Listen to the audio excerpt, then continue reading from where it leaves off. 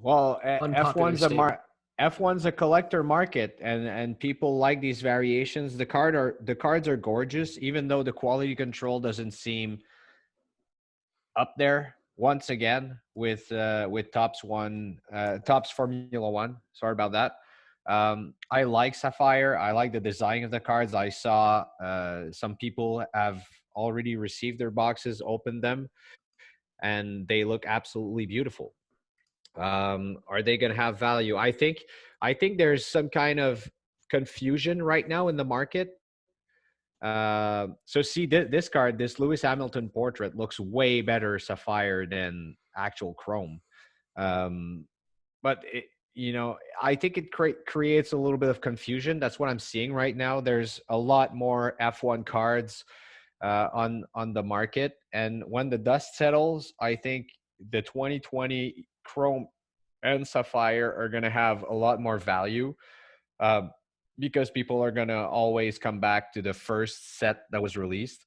Uh, but these cards now, I mean, if you can get a numbered, prize driver, go for it. The image variation in, for Max Verstappen and Lewis Hamilton are outstanding in the Sapphire version. I know they actually released also new colors this year. So there's great add-ons. There's also Piastri, which, by the way, I just read the news that Piastri, they will decide, Alpine will decide around the British Grand Prix if it's going to be Alonso or Piastri for 2023. So might be a good news for you. And also you can Let's go Piastri. and also you can get these Theo cards in the Sapphire box. So I think this is a pretty interesting play there. The release has also been it's been so high. People have tried.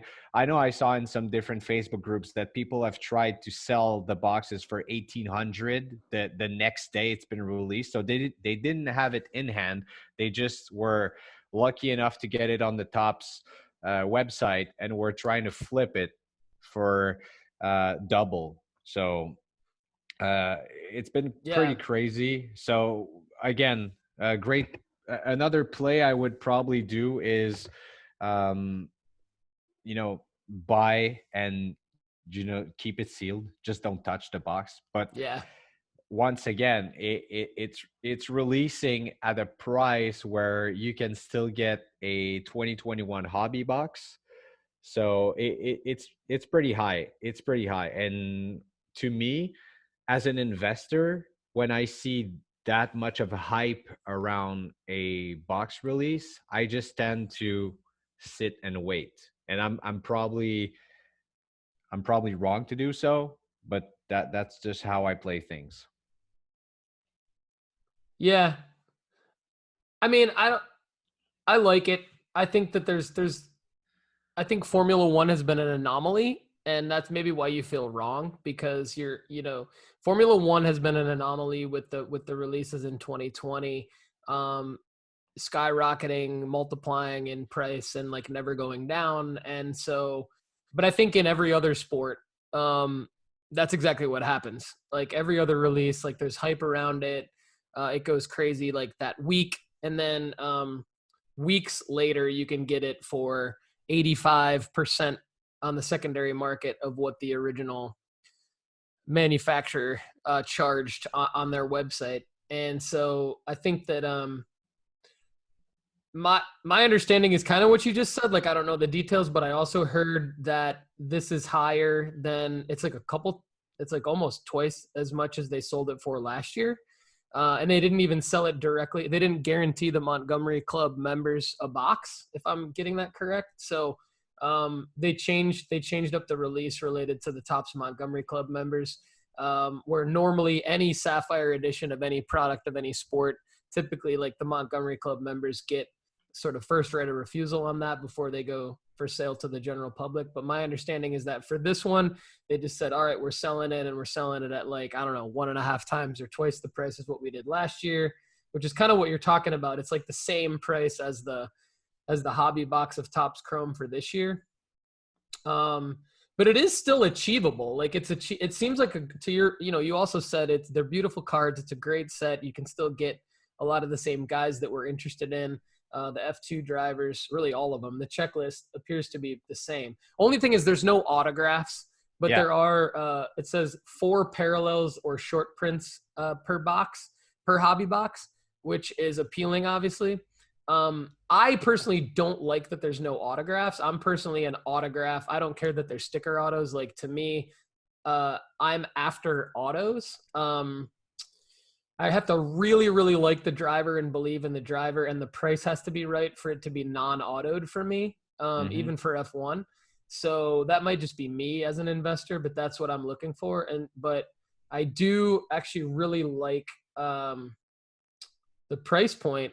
Even though it's higher than what it was last year, it's still achievable. So I think there's plays to be made. What I'll probably do though, rather than buy a box and hold it sealed, is look at singles prices for a few weeks at least before I buy anything. And then after the singles prices sort of shake out, and the hobby box prices shake out, then make a decision. Like, does it make more sense to buy a sealed hobby box, or does it make more sense to go after like the single that I want, of the driver that I want? Because it's all about the play. Like, and actually I want to ask, this is a good question to ask you, because it's a little bit selfish because it's going to apply to like all the sports that I'm investing in. Like in 2022 so far, I've bought probably equal amount of sealed hobby boxes as singles. And so I'm sitting on a lot of hobby boxes and I'm sitting on a lot of singles, and the singles are pretty easy for me to decide what to do with. Like I'm about to do this, and I might document it for Sports Card Strategy, for the YouTube channel. But I'm going to go through like every card that I have in the vault, and I'm going to put it into a spreadsheet, and I'm going to put like a sell date and with a reason why. But with sealed hobby boxes, like I don't know what that is. With singles, I kind of know what that is because I know like the play related to Oscar or Theo or whatever. But like with the F1 2021 Topps Chrome hobby box that I bought this year, I don't know what that is. So that might just need to be like, it's just going to sit there like for years. I don't know. But how do you kind of look at planning sealed wax, what to do with sealed wax versus what to do with I'm just going to look at the market. I'm actually thinking, when am I going to sell my 2021 hobby box, Topps Chrome hobby box? And even though the price is very high, I'm thinking right now with the there's a dip in crypto, there's a dip in stocks. So I was thinking even to buy back a 2020 box, which is about 4,000 US right now. And I think this box, like I said, I think this box is still going to be worth a lot more than that in a few months, in a few years. So, I mean, when the dust settles in 2-3 years, the 2020 set is not going to grow exponentially like it did so far, but it's still a safe. For me, it's a safe, very, very safe investment. Yeah, you're right. That really is the answer, is like, look at what the prices are on a consistent basis versus what you bought it for. Now, like the last 2 sales of this exact product that I mentioned, are basically exactly what I paid for it. Like 2 months ago or 3 months ago, whenever it came out. And these sales are yesterday, and they're exactly what I paid for it. So that could be a play to say like, all right, well, if the price of something else dips that I believe is a better investment, I can just get my money back and put it into something else. Or like monitor this until I do see a spike, or take it to a card show or whatever and try to move it. if it's not moving for the price that you want it to move for online, that kind of thing. So yeah, Mhm. I think that's the answer, my man, for sure. Yep. Anything else, Greg, on your mind related to F1 at all, or either of these two releases that we haven't hit on? I'm good so far.